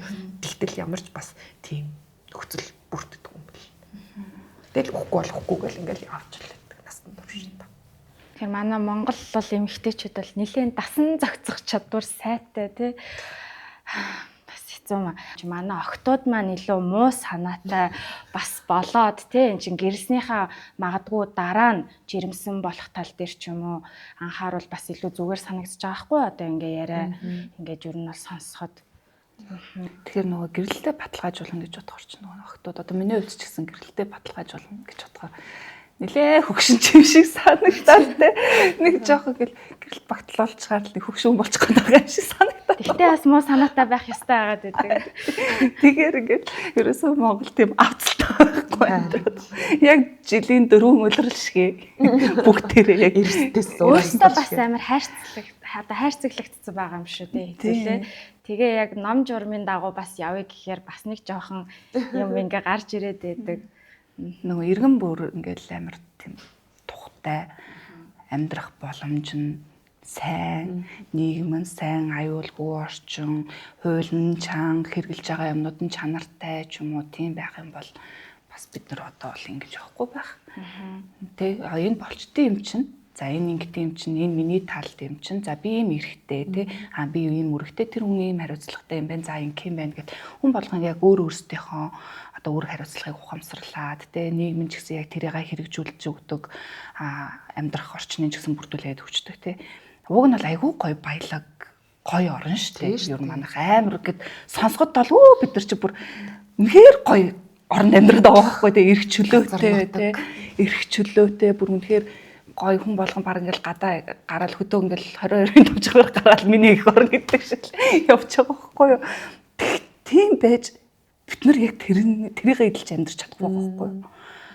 Уг нь сайх штэ манай улс орн ч. Уг нь гоё тэгээ боломж нь байхгүй ч юм уу те. Ер нь бол тэгж л бодож шүү. Одоо тэгэл боломж олол гадагш явбал амьдрт юм мэднэр юм. Ер нь бол Монгол тоор ч гэсэн бараг бодсноо те. Гадагш яваад ажил хийгээл өстой бүр алчих юм шиг ч юм санагдал те. Тийшээ гадагш явж ажил хийж өрөө дараа ичих гинөө те. Тиймэрхүү ер нь бол зөндөө бодлосон шүү. 5 хүний 3 нь бол бүгд бараг л гадагшаа гараа хэл гэж боддог. Тэр нь одоо л 5 хүний 5-нд боддог гэсэн байна. Гадагшаа явчих юм бол яг болчих гээд байдаг. Гэтэ бас гадаадд амьдарч байгаа монголчууд маань Монголдоо ингээд байж ах нь зүгээр шүү гэдэг хэлдэг. Тэгэл яг нөгөө нэг байгаа газраа л шөмжилж байгаа нь л тэр л байгаа л та.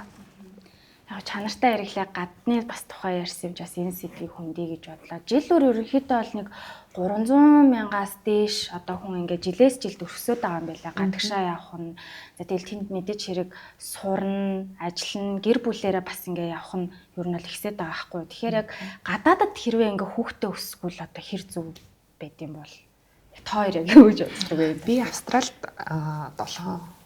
18 гэдэг ч юм уу. 5-6 жилийн өмнө амьдарчсэн байхгүй юу. Тийм тэгээд тэр үед бол мэдээж хэрэг хүүхдүүдээ авчраал тэр гоё орчинд амьдарчмаар л санагдаж байгаа байхгүй юу. Сайн гоё штэ. Бүх юм ингээл ядчил эрүүл хүнстэй, эрүүл агаартай имийн хэрэглээ айгуу сайн чанарын тийм ээ. Тэгээд ер нь гоё. Гэхдээ гадаад амьдрах бас хэцүү шттэ. Надад л амар хэцүү л байсан. Гоё л байгаа юм л та. Тэгтэл ингээл бас л яг л цаг нартаа уралдаж амьдрна.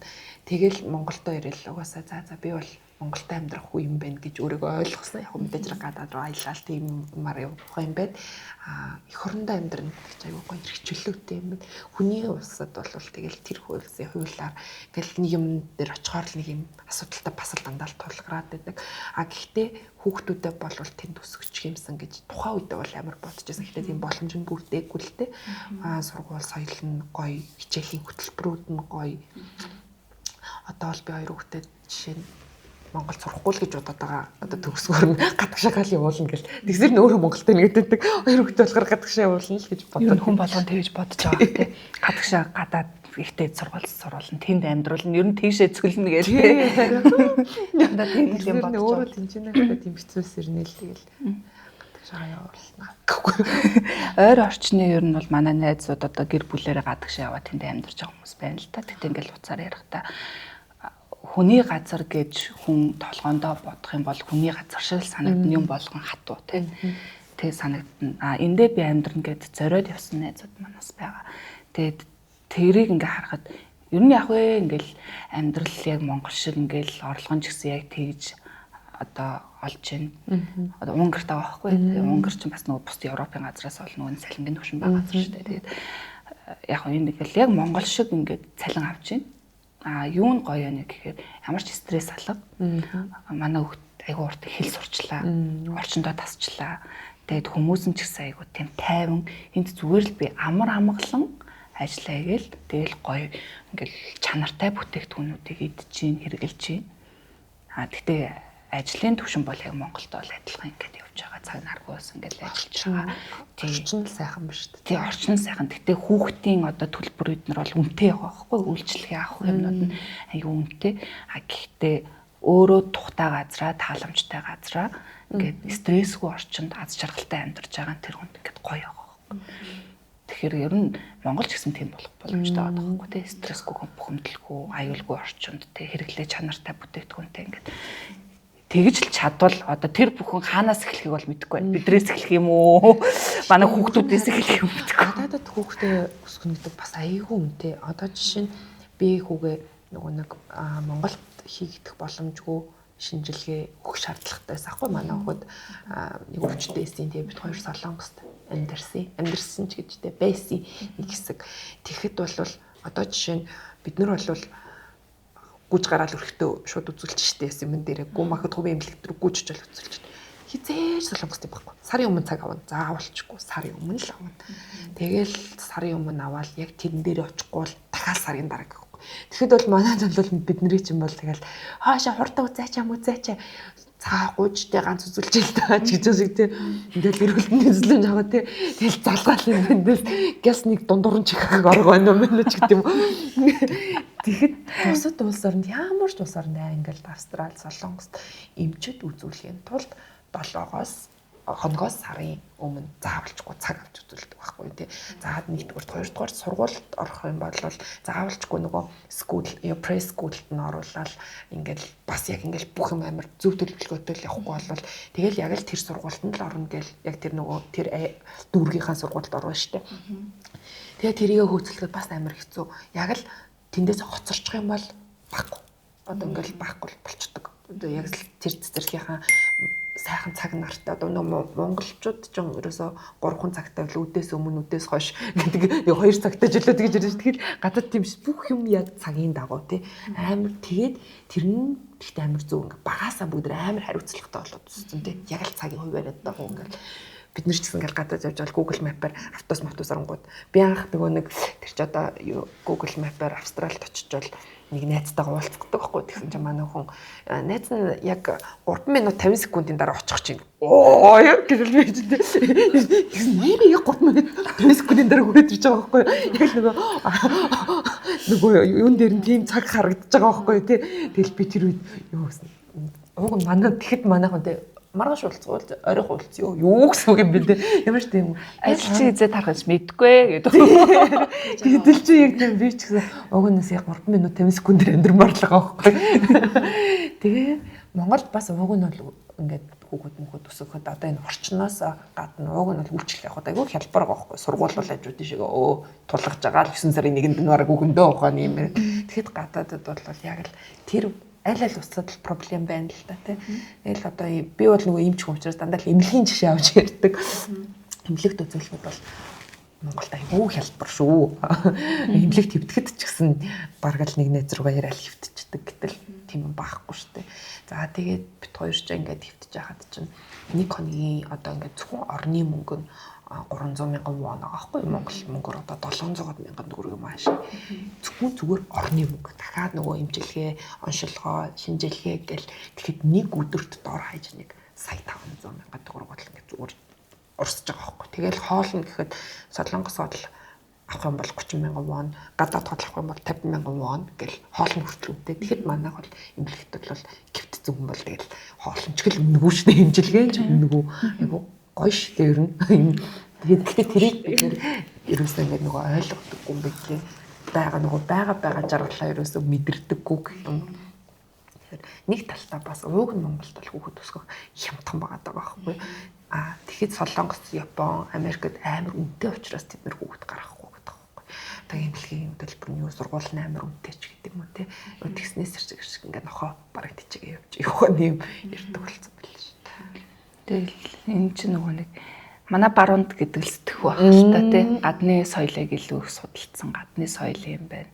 Энээс үлгэр жишээ аав гэл тий яг ингээд нэлэнхүүд манай Монгол улс хэрэгэнтэй ам бүл тий нэг альт хэд байгаа лээ гэдэг зүйлийг харахгүйгээр зүгээр л гадаадын зүйлээс үлгэр жишээ авал тэр ч гоё энэ улс ч гоё энэ улс шиг байх хэрэгтэй манайх өрөөсөө болохгүй байна гэдэг зүйлээ сэтгэхүйдээ тийм суулгаад байгаа учраас нөлөөлж иж бол магадгүй. За ер нь төрөё.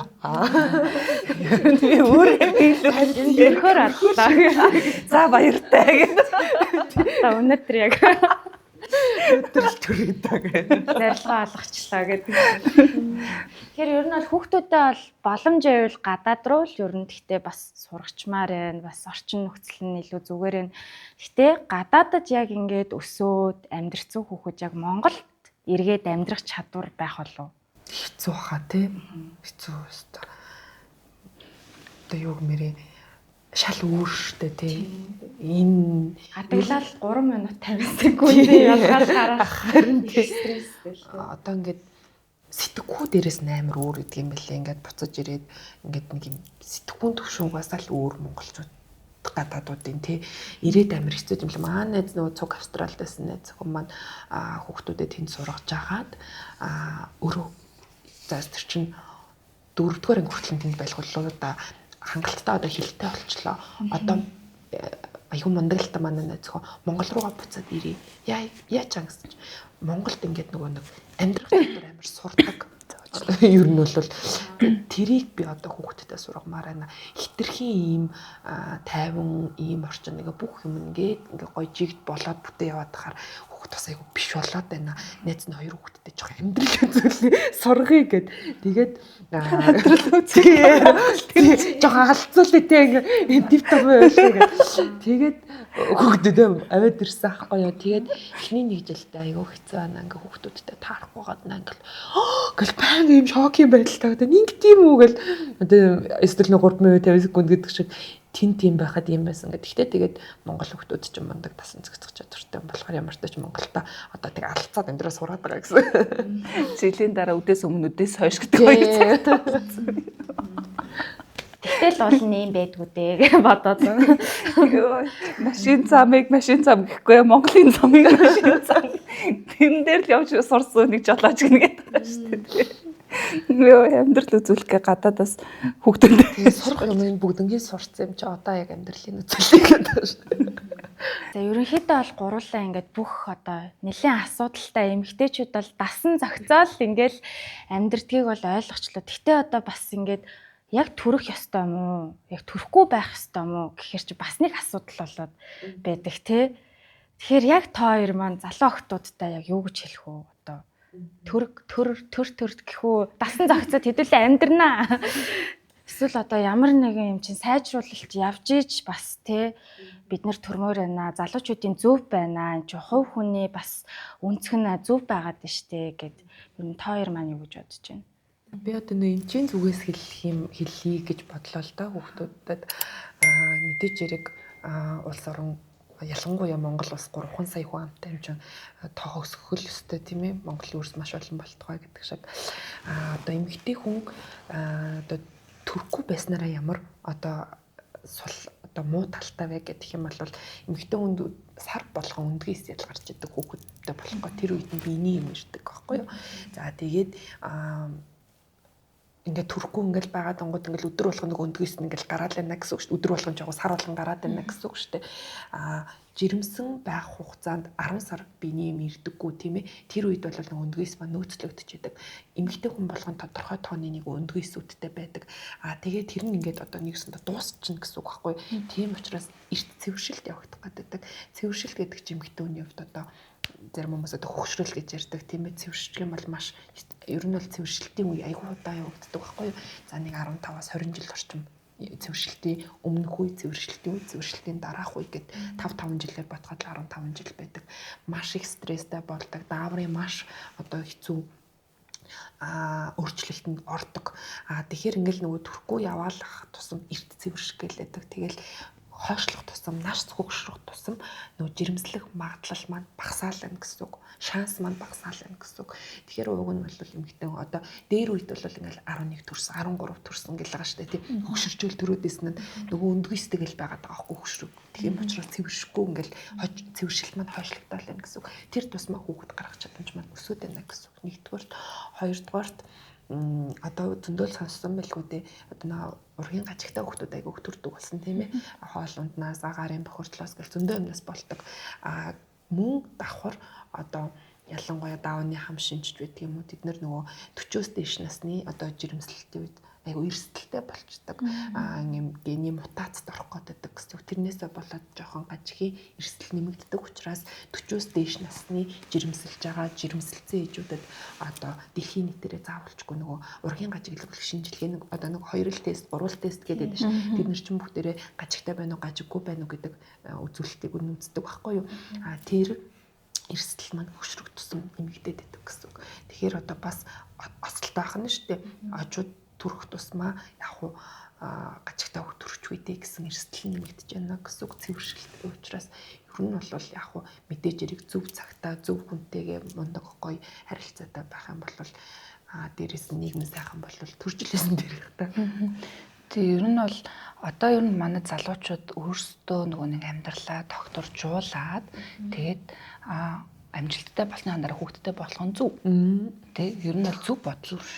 Тэр насны хугацаанд бол хойшлох бол буруу байгаа. Тэр яг энэ тодорхой төрх насан дээрээ тийм одоо нэг амжилтыг бий болгоод тэгээ дээрээс нь эмэгтэй ганцаараа төрөхгүй шүү дээ.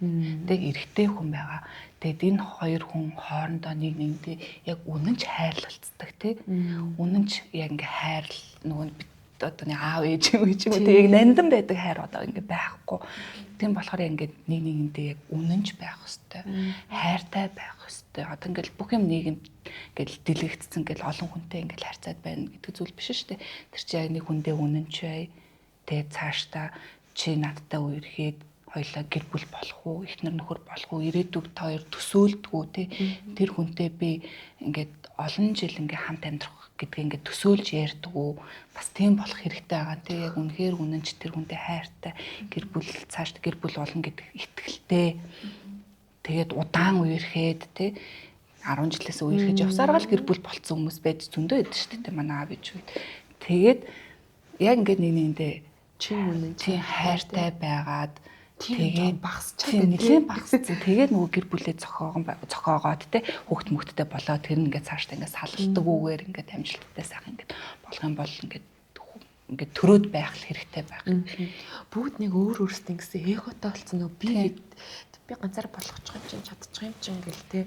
Одоо жишээ нь би бол одоо хүчрхэг мундаг ганц би ээж гэл нэг юм тодорхойлт байдаг болсон шүү дээ. Ганцаараа ингээл би чадчих болгочих юм чинь ингээд үгүй тэрний оронд гоё алуун дулаан гэр бүл байвал мэдээж яг хамгийн гоё шүү дээ. Гоё насан турштай хайрлаад нөгөө бавгийн лав өсвөр мөлөөлжсэн шүү дээ. Хөшрөх тусман цугтаа ингээ хайрлаалах тусман улам их хайртай болоод идэм аа гэл уг нь яг ингээл гоё алуун дулаан гэр бүлийн төлөвлөлтөө маш зүг игээд гоё насан турштай хайрлал тийм гоё хайртай гэр бүл байх юм бол мэдээж хэрэг өнөр өтгөн байх шиг сайхан юм байхгүй шүү дээ тийм ээ гэр бүл.